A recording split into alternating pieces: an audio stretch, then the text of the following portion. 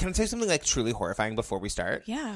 This morning at 5 a.m., my daughter, my 3-year-old, called me into her bedroom. What? And when I went in there, she goes, Daddy, there's a man in here and he's trying to talk to me. No, she didn't say that. Yes, she did. I will say I've never felt like this apartment is haunted. I've been in places that I have felt were haunted, but I've never felt that about this place. Well, until now. Dun, dun, dun.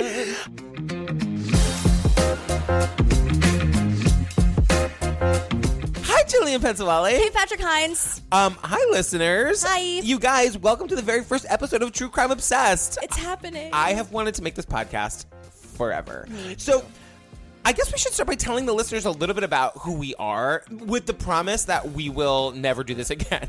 Yes. We're not going to be one of those podcasts where we talk about ourselves. No. Maybe just our opinion on how scary something is and how it's giving us nightmares. Exactly. But other than that, we're going to introduce you to us right now and then... Who are you? What do you do? Me? Yeah. My name is Gillian. I'm a podcaster. What's your podcast called? My podcast is called The Hamilcast. Hey everybody, welcome to the Hamilcast. This is episode 4. What? Already? I know, I'm Gillian. It's about Hamilton, an American musical. Maybe you've heard of it. And I also create things. I have a web series with my husband. It's called The Residuals. It's about actors who do commercials and that whole audition process based on our insane real life experiences auditioning for commercials in New York City. And I have a couple of podcasts. My first podcast is called Theater People. We interview like big Broadway stars. Lin-Manuel Miranda, I can't believe that you are here. Thank you. It's nice to be here. I'm sorry. I make a podcast called Broadway Backstory, which is like a documentary style podcast that finds out how a show goes from an idea to a full production. I make a podcast for Disney, but mostly we're just like theater nerds that are obsessed with true crime. Yeah. I want to tell the listeners like why we're doing this and Okay. like what the idea behind the podcast is. So for me, I'm literally the guy that like literally like once a week will go to Google and be like, what are the 15 best true crime documentaries on the internet? And I've literally seen them all, but I'm just like re-Googling it to like hope that there's a new one. And so my idea for this podcast was like, A, let's have a place to talk about these things. And B, let's help other people like find these things. Yeah, because there are so many things out there, and it is always nice to find someone else that's into this kind of thing, totally. so you don't feel like a creep. Exactly. Talking about like what your search history is, how it's like just true crime documentaries and murders and just Right, awful exactly. things. I swear I'm not a serial killer. No, me neither. No, I I'm just totally really not like one. talking Yeah. about them. Is that weird?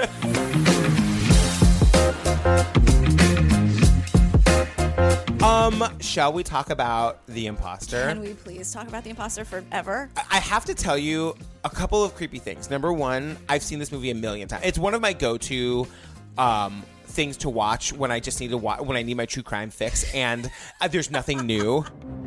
He disappeared without a trace 3 years ago. Tonight, a San Antonio boy is back home. When a child is missing for years, either the child is dead or the child is not found. He was tortured. I mean, he had torture written on him. This kid's really messed up. There was just something wrong about it. Something was being hidden, and I didn't know what that was. The FBI is not taking this case lightly. There was something going on more than meets the eye, of course. He couldn't speak English without an accent. Maybe he's not Nicholas Barclay.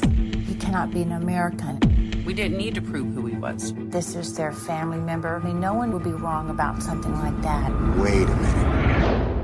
Okay, I wrote a little script, listeners, about to like sort of give you, if you haven't seen this movie, A, go watch it. B, we are going to give spoilers. This movie came out in 2012. If you haven't seen it yet, pause. If you want to, go watch it, come back and listen, or I'm going to tell you what it's about. Yeah, and they kind of, the spoiler is like from the beginning of the Right up movie front, anyway, yeah. so it's not... Are you ready for me to read my script? Yes. All right, so The Imposter is a documentary from 2012 directed by Bart Layton that deals with the 1994 disappearance of 13-year-old Nicholas Barclay from his neighborhood near San Antonio, Texas. I told him to be home by dinner and gave him $5 to go play basketball. And he took off. And that's what's the day, the last time we heard from him. The documentary isn't really about the disappearance of Nicholas Barclay. It's much more the story of a French man named Frederic Bourdin, who, in Spain, 3.5 years after the kidnapping, assumes Nicholas's identity, successfully convinces both the Spanish authorities and Nicholas's family that he's the long-lost missing kid. I knew that I could pass myself for anyone and could convince anyone of anything. He's given an American passport. I mean, it's crazy. At that point, I didn't see how I could not document him as a U.S. citizen. Nicholas's sister goes to Spain to get him and brings him home, where he's embraced by the Barclay family as Nicholas, despite the fact that he looks nothing like Nicholas. He's like 4 years older than Nicholas would be. He can't speak English without a foreign accent and has no memory of the family or the town. He had changed so much. It was like mind-boggling. But then I realized, you tell yourself, well, he's been through all this horrendous stuff, so he's absolutely going to be different. Oh, and despite the story he's concocted about where he's been and the horrible things that have happened to him and why he looks and sounds different from the Nicholas they remember, it doesn't take very long for the FBI to prove that he is not Nicholas. I don't know who he is, but the person I was interviewing could not have been Nicholas Barclay. And when that happens, the family... so nuts. When that happens, the family is genuinely surprised and devastated. We learn that this guy's name is Frederick Bourdain, and he, it turns out, had actually been shocked that the family had accepted him as Nicholas. And once he was busted, he had a theory about why they had. I didn't need to be Columbo to put all the pieces together. They killed him. His theory was that the family had killed Nicholas and hidden the body, so when a person showed up claiming to be Nicholas, they had to go along with it to avoid suspicion. And in the end, it seems, the FBI agrees with him. I do feel like that the family knows the whereabouts of Nicholas Barclay. They ultimately were unable to prove it. And this guy is like a master manipulator. He was wanted by Interpol. He did this, 20, 30 times over, and he would always use the same horrible story of the abuse military and neglect. Yeah, the military kidnapped. This is a fake story. This didn't happen. The military chloroformed him, threw him in the back of a van, took him out of the country without a passport, right? Because he never had a passport, according to him. Dyed his eyes a different color, made him not speak English. Sexually abused him and all of these boys as a child sex ring. Yeah. And that was his explanation, I don't look like Nicholas because they dyed my eyes. Yeah. And hair. And I have an accent because I couldn't speak English anymore and I'm so traumatized. And if that really happened, hell yeah, you'd be a wreck. However, he admits almost instantly that it was not true. Right. So one of the reasons we know all of this is because, basically from the beginning, Frederick is the main interviewee. His interview is one of the main interviews in this documentary that is used to tell the story. He's the narrator. So I wanted to ask you, this is what I want to talk about. Is how do you feel? This person did this horrible thing, and if the family isn't guilty of murdering Nicholas, he has re-traumatized this family, and, this documentary has given him a platform to in a whimsical way, tell this tale. I'm curious what your thoughts on that are. Well, yeah, he's very disarming. He's very, I don't want to use the word charming. I don't want to do it. Yeah. But you're kind of just wow, the confidence of this guy to just lie to everybody is insane. So I think it's kind of brilliant to have him as the storyteller because it makes the viewer question constantly, how accurate is what he's saying to me right now? Because so that's a big thing that I wanted to talk about was we are told from the beginning that this guy is just a liar. Yeah. Why are we to believe anything of the story that he tells us? The most important thing for me and what I learned very fast was to be convincing. So, for example, we are told that when he's discovered in a phone booth in the pouring rain, at this point he says he doesn't know anything about Nicholas Barclay. He's just trying to get shelter. He says he's had this horrible life growing up. No one's ever loved him. He just wants to be taken to a shelter. He's too old. He's 23. So he's pretending he's in a big coat and he's in a hat that he's pulled down over his head, and he's just going to tell the police that he's a runaway. He just doesn't know what to tell them. I wanted to provoke on them a sense of guilt, of being adults and to be close to a kid which is dead scared. When you see a kid that, get nervous reflexes, that you can't touch him, you can't approach him, then you understand that something is wrong. So he gets what he wants. He gets taken to this this children's shelter where he fits in and feels good, but then it's made clear to him quickly that he needs to produce identification of who he is. And of course he can't do that. And he just quickly, according to him, comes up with this story that he's from the United States, and they need to leave him alone in the office overnight so that he can make contact with the United States. Like, he tells this story about how he convinces them to leave him in the office of this children's shelter overnight alone by himself, where he then tells us that he then starts calling the United States, basically looking for a missing children's case, a case of a missing kid that he can then pretend to be. And he calls one police precinct and another police precinct, and then somebody connects him to the Bureau of Missing and Exploited Children, where somebody says, maybe it's Nicholas Barclay. And that's when he discovers that this kid is missing, and that's when he decides to assume this identity. But to me, I'm just thinking, like, there's no fact-checking here. Like, we don't see anybody say, like, yes, we checked with the shelter, and they concur that this is how this all happened. Right. And, like, why wasn't he fingerprinted or something? Why didn't the authorities try to do everything they could to identify him? They have this kid. He's a runaway. Like, they could have solved it right there to find out if he was a missing child or something. Like, why didn't they do anything like that? So this is another question, is what do you think about the choice that was made by the documentarians to not fact check, to just let this guy tell his story and we take it for what it's worth? Yeah, I think it's to show how good he is at what he does, as crazy as that is, and not to celebrate it, but just to show, like, this is exactly what this guy is. Because instead of explaining it, let's just see it in action. I described myself. Every details I gave was details that I know that I could handle.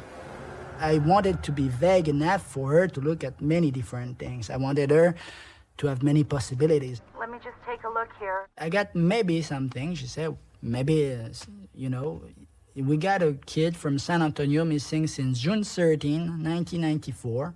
His name is Nicholas Barclay. I said, could you send me a fax of what he looked like?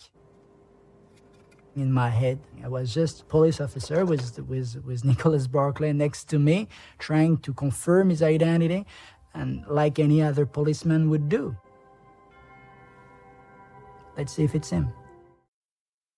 Another choice that they make in this documentary is to have the interview, like a standard documentary where you have an interview with this guy and the family members and whatever, but then you also see like Hollywood-style cinematically produced scenes with actors playing these people. And I thought that was a really interesting choice. What do you think about, like, was it effective? Why do you think they did it? I think it was good storytelling. Usually I can go either way. Usually those reenactments are like, oh, it's so obviously a reenactment, but it worked really well for me for this.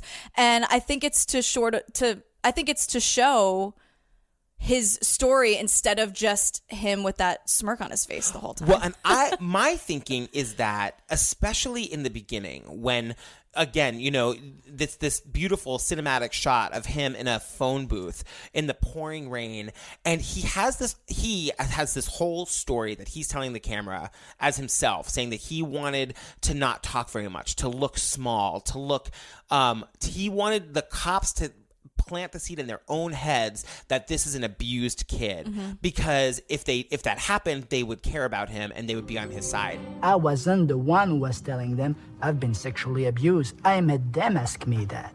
By my attitude, by my way of doing things, they were the one who were thinking about it. And that gave me power.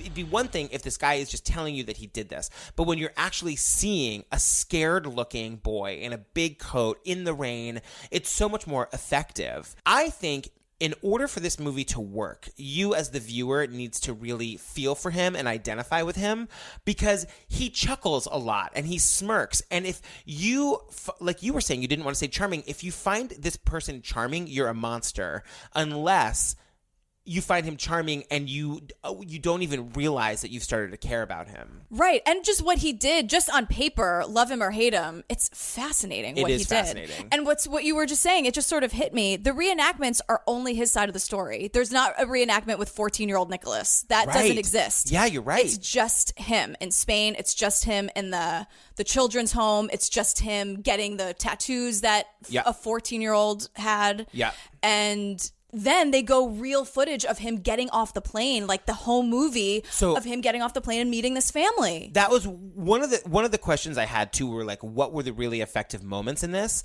And what ends up happening in the story is that they call the family, and the family sends the sister to come and get him. Carrie, which we need to talk about. Carrie. Oh, Carrie. I am obsessed. She thought it was Carrie. real cool they had Coke in Spain. We stopped for a Coca-Cola, which I thought was really cool. They had Coke there. And it was the anxiety. No judgment here, but when I was like, this could be a person who would think that her brother, like this non-brother, is her brother. Yeah. I think she thought it was real cool they had Coke there. I was like, I know. She is such a character, and we'll get back to her.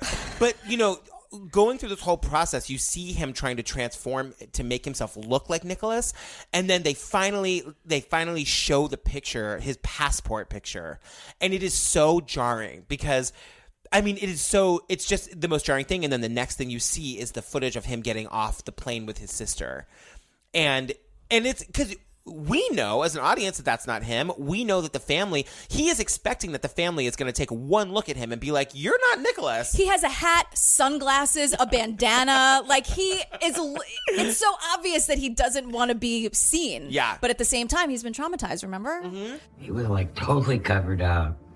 So then I got scared. Thinking, man, this kid's really messed up.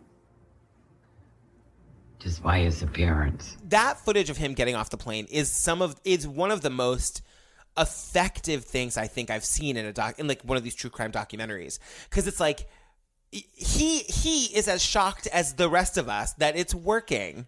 Yeah, and the first time, or maybe even you can answer this as someone who's seen it so many times, but I've only seen it a few times. And at first you're like, wait, is this a reenactment? Oh no, this is the actual home movie. Oh my God. And then it hits you again because we haven't seen anything real yet. Right, totally. We've just seen these reenactments from his point of view and his smirk. So then when you see him with this like poorly dyed blonde hair and the sunglasses and the bandana and the hat and the jacket and everything, and you're like, this is real. That's really Carrie, and that's really the mom and all these people. But one of the other things I was going to say, one of the other moments from the movie that really stands out to me is when Carrie meets him for the first time at the shelter in Spain, and you get two sides of the story. You get him saying, she showed me picture after picture after picture, and of course I wasn't going to know who anybody was. And she's driving home like, you remember, this is grandma. And you like, as though she was like, from his perspective, trying to like, someone's going to ask you about this and you need to pretend that you know the answer. And then you get her side of the story, which is just that like, she's reuniting with her brother and she just wants to hold him and like be with him. And that's the point in the documentary where you have to start to make the decision that the family knows or they don't know that this guy is an imposter. Yeah. Now, I think it would be, if it was someone in my family, now I'm not a parent, but if it was someone that I am related to, even though I hadn't seen them in 4 years, and I know, or I'm told that they've been through this absolutely horrible, nightmarish 4 years, I feel like I would know. There would be at least a little pang or a little voice inside my head saying, I want it to be him. I want to have my brother back, this back. But is it? It's funny too, because it seems like a simpler time. It seems like nowadays there would be no question that you would question whether or not this was really the kid. But at the time, it seemed like no, but it's like everybody, all of the authorities had an idea that maybe it wasn't him, but nobody really wanted to push it. The family holds tight to their thought that like it was definitely him. Mm-hmm. But, just to circle back to the pictures end up being the thing because the one person who doesn't believe him is the judge who has to sign his passport to let him leave the country. Right. And so he's presented with these pictures that his sister has just shown him, he says, over and over and over again. Coaching him, perhaps. Yeah. We went to the visit room, and she showed me dozens of pictures. Pictures. You remember, this was with Mom at the house we were living in before you went missing. Remember, this was when you were playing with Scotty. You remember, this was... And he can name everybody in the pictures, and that's how she decides that this must be Nicholas, and they let him come back to the United States. He only got like one thing wrong. Yeah, right. But if he's been traumatized, remember? Exactly. So, I mean, that's what happens. Yeah. Okay. So sort of just to like round out what happens, like he gets back to the States and is sort of like just assumed this life. And it's just like, you see like everyone saying that he's just like sort of trying to fit in, and he's like meeting a girl that he's interested in and going to school. He's 23 years old and going to school. But the one person who is like insistent on interviewing him as soon as possible is FBI agent. Wait, what is her name? Nancy Fisher. Nancy Fisher. First of all, one of my favorite things that happens in this documentary is that the very first time we hear about Nancy Fisher, you see it's one of those like fake Hollywood like remake moments where you just see sensible heels clacking down the floor like she's got a meeting to get to. Oh, yeah. And does she ever?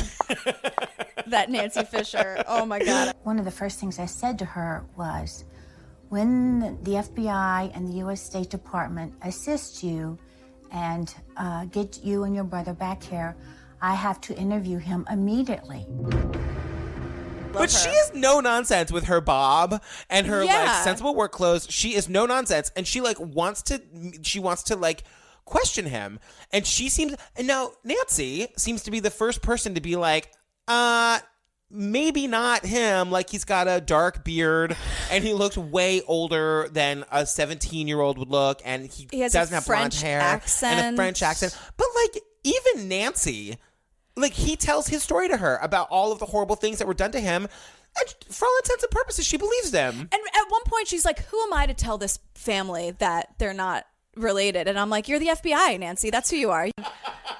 I thought I didn't have a right to question, their statement that this was their family member, because how could they be wrong? I mean, no one would be wrong about something like that. Like if anyone has any right to tell these people that I'm so sorry to tell you this, but this is he's a mass imposter who's wanted by Interpol and who does this on the regular. Like you, Nancy, just tell them. That was the only. She's like, like who am I to break this family's heart? I'm like, you're Nancy Fisher of the FBI with your sensible heels and your bob. Get the job done, Nance. And then Nancy gets on a plane with him, takes him to Houston of all places to like get him a forensic test. The family was told that the reason we were taking Nicholas to Houston was because he'd been through trauma. So he deserved to see a forensic expert to deal with the trauma. And like it literally takes the doctor, Dr. Bruce Perry, who's also not taking any shit from anybody. Dr. Bruce Perry has like a minute for this guy, and he's like, no. I introduced myself, and as he spoke back, immediately something in me just said, this is not right. There's something wrong here. And almost instantly, he's like, he doesn't exhibit any symptoms of someone who's been through trauma. Next. And right, exactly. And he's also like, and this is good, useful information where he's like, there's no way a person who was raised for the first 14 years of their life in an English-only speaking household would not be able to speak English without an accent. That's like the major tell for this guy. Right. And because at this point, like the formative years are kind of over or ending while he's in this supposed nightmare life. Right. So there's no way that he would just like forget how to sound like he's from New Mexico. That's and meanwhile, like the imposter kid is like, I know, like he's like, like I feel like he said to Dr. Perry, he's like, totally right. Like he's like, why are they still believing this? This is so crazy. I know. So then Nancy calls Carrie, the sister, who we have to devote an entire episode of this podcast to. God, Carrie. But Nancy finally, the FBI lady, is like come around to like, she's like, okay, this is definitely not him. She calls Carrie, the sister, and she's like, literally does the monologue from Night Mother where she's like, sorry. And I said to her, Carrie, Dr. Perry has just stated that this person cannot be your brother for the fact that he cannot be an American. This could be a very dangerous person. She shrieked or screamed and said, oh my gosh. So I says, don't be at the airport. I'll handle it. I'll take care of this individual, and that she did not have to take him home, back to her home to live with him. And she says, okay. The sister's like, okay, Nancy, like, I'm not going to take him home. And then meets him at the airport. Carrie is acting like she didn't have a conversation with Nancy where Nancy's like, Right. you in danger, girl. Like, totally. Like, you don't know. You could be. Why did Carrie not just say, you know what, Nancy, thanks for the phone call about that it's not Nick, but Yeah. I'm going to go, we're going to go in a different direction. She just acted like it never happened. And that's weird. And also, this is creepy. Yeah. And just for your own well-being. And don't you want to really know what happened to your brother? Yeah, exactly. Which is so tragic that we don't know. We don't know. But so then the family continued. They just go on. They're Like nothing happened. riding And this that's train. when Nancy is like, well, I'm going to get some blood work and some DNA samples. And the family just says no. My favorite is like the disparity in the stories. Nancy, this like mild-mannered FBI agent, is like, the mother not only wouldn't give me a blood sample, she laid down on the ground. Mrs. Dollarhide said, this is my son. I don't have to provide blood samples for you for DNA. And she lay down on the floor, literally lay down on the floor, and said, no, and you can't pick me up and you can't make me. And then it cuts to the mom, and she's like, I have no recollection of doing that. I did not want to go anywhere with the FBI, but I don't remember refusing. Like, that's when it starts, like, what is going on with this family? Don't you want to know who these military people are? So like, here's my thinking. They didn't, like, want to know anything. It's weird. I have a couple of theories as to why the family acted the way that they did. Okay. So it's the family, just to be clear to the listeners, the family, like, even after they were told that this guy was not him, they, like, went on acting like he was. So a couple things. Either they killed Nicholas and are hiding it. I have a lot of reason to doubt that. Okay. Number one, like everybody says about all of these true crime things, from Serial to everything else, no family who is guilty is going to invite a film crew into your life to like reinvestigate. Number two, the emotions are so real and raw, you know? When Sister Carrie like talks about really being confronted with the DNA evidence that this is not her brother, she is like reliving her devastation of like finding that out. The first feeling was complete sadness because it wasn't Nicholas, which took us back to square one. Where is Nicholas? That was the first one. Second emotion was, how could I be so fucking stupid? I mean, seriously. I mean, my God, I'm kind of a dummy. I feel like this could happen to me. Like, I feel like if something happened and God forbid something happened to somebody that I loved and they were gone for 4 years, and then everybody from the ambassador to Spain to the FBI is saying like, no, this is him. Like, we don't just give American passports to people without heavy vetting, especially nowadays. I can see me being like, I don't really think it is, but I'm going to just go along with it. Like, just like out of fear of being wrong. Like, you know what I mean? Like, Yeah, because you've been arguably you've been traumatized too for these 4 Exactly. years. Maybe it's not clearly the same as whatever the story was, but it's still trauma for you to live every day of your life hoping you get the phone call and then you finally get it. yeah, exactly. And then, you know, and then God forbid, who knows, maybe somebody in the family did kill him, and like Jason the brother. Well, yeah. Well, Jason only really comes into it in the end when the imposter is like running to the FBI with his theory that the family killed Nicholas, and they're covering it up. That Jason, the older brother, killed him. I mean, the only thing we know about what happened to Nicholas is that according to the family, Nicholas's mom gave him $5 to go out and play basketball. And a couple hours later, he called saying he wanted to come home. And the older brother, Jason, answered the phone. The mom was asleep. He didn't want to wake her up. He's like, sorry, kid, you got to walk home. And no one ever saw him again. Right. There's no witnesses. You know what I mean? Like nobody. And, you know, according to the mother, Nicholas's story never even made the news. You know? Yeah. Which is devastating. We should point out he dies. Like, Jason dies of a drug overdose. Right. And some people claim that maybe it was suicide. Maybe he had, you know. I do think it's possible that Jason could have killed Nicholas and nobody in the family knows. They don't believe it, or maybe they believe it on some level.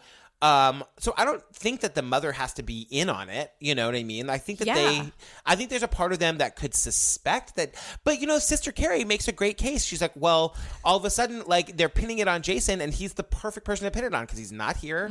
You can't question him. Yep. You know, just say that Jason did it, and we can, like, close the case. Just show me one piece of evidence. Show me one thing that will lock anybody in our family up over this. Just one shred of actual proof. Can we talk about Carrie now? Yeah. Carrie, I love her so much. And like Carrie is such a sympathetic character in this movie to me because she seems at first you're like, oh, she's kind of dumb. And then like she clearly isn't. But she like says things like, you know, they told me that he was in Spain and I was like, you know, Spain? Isn't that like across the country? I know. And at the same time, I'm kind of like, I'm not going to judge someone who's being interviewed about this Their terrible brother's, thing. Like, horrible disappearance. I misspeak all the time. I know. When I'm talking about things that are not even a fraction or sliver of importance. Well, and then like she's the I one just said it. Did you hear that sentence? That was not an actual sentence. So, but she like does the heavy lifting. Like when Nicholas, she does all of it. Like rises to the occasion. She goes there to get him. You know, like she takes on all the responsibility. For this. Even when she says like she's like I had never left the country before. I didn't even know like what was involved with that. Right. And it seems like it's all of it is so honest and so. She seems like a lovely person. She seems like somebody that I would like want to know. Yeah. I tried to find her on Facebook. Really? Yeah. I love that you call her Sister Carrie, by the way. So anyway, that's The Imposter. I'm obsessed with it. Wait, do you have more to say? Yeah. Private investigator and jazz legend Charlie Parker. So there's this PI who is involved. His name is Charlie Parker. My name is Charlie Parker. I'm a private investigator. Hey, how are you doing? And that name just cracks me up. I'm so sorry. Jazz legend Charlie Parker is now involved in The Imposter. He gets involved because he was hired by... Hard copy. How 90s can you get, right?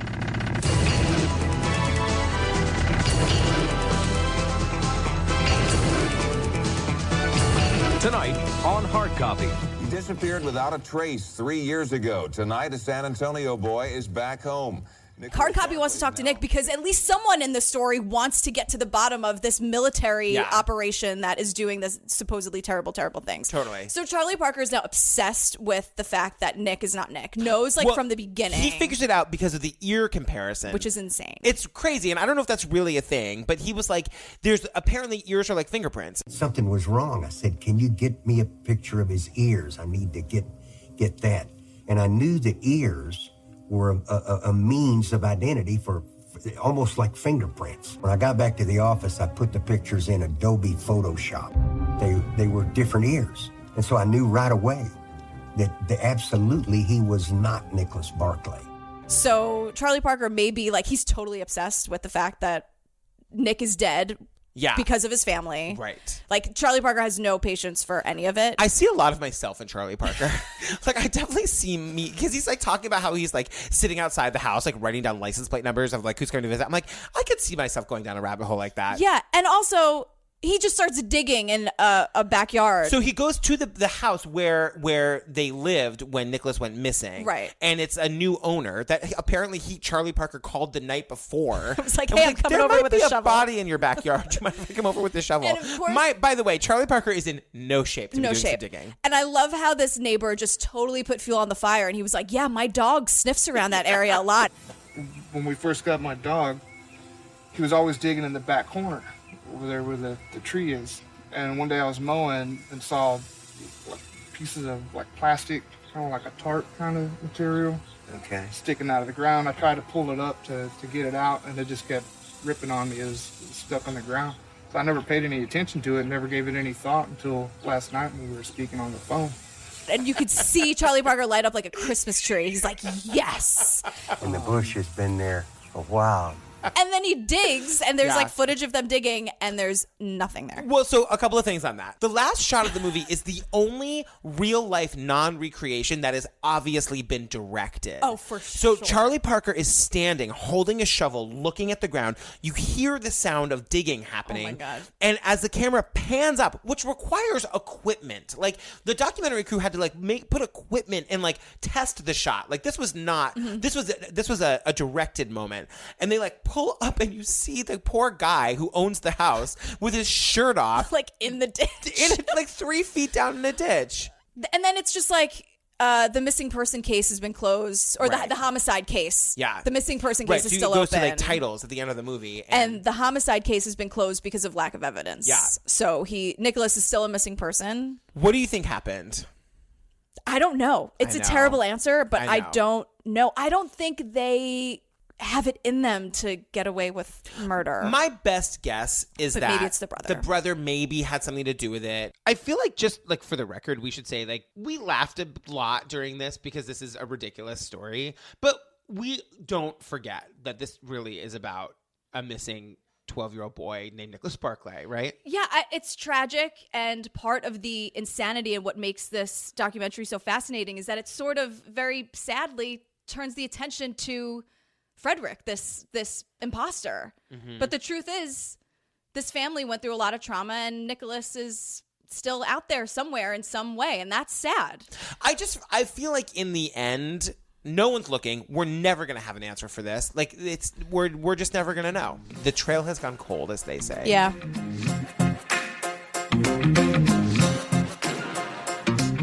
Oh my God. Thank you so much for listening to episode 1. We did it. We did it. Jillian, do you have any information for our listeners? Yes, please check out truecrimeobsessed.com. That'll give you all the information on the show, links where you can follow us, tweet at us at truecrimeobsess, no ED. And if you have any suggestions of things you want us to cover, email us truecrimeobsessed@gmail.com. And you can download episode 2 right now. What are you waiting for? Do it. Before the ghost eats my daughter. Oh my God! No.